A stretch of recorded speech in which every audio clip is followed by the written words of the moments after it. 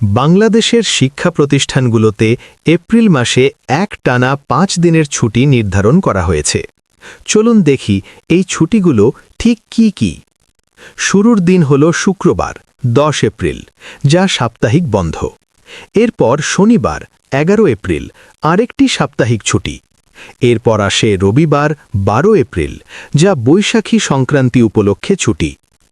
চৈত্র মাস শেষের দিন সোমবার 13 এপ্রিল উদযাপিত হচ্ছে চৈত্রী সংক্রান্তি এবং তারপরই সবচেয়ে গুরুত্বপূর্ণ দিন মঙ্গলবার 14 এপ্রিল, যা পয়লা বৈশাখের সরকারি ছুটি হিসাবে পালিত হয়।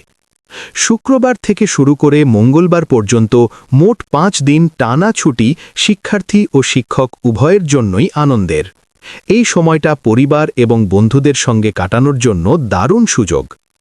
এ ছিল 2026 সালের এপ্রিল মাসের 5 দিনের বিশেষ ছুটি।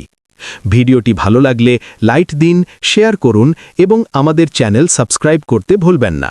ধন্যবাদ।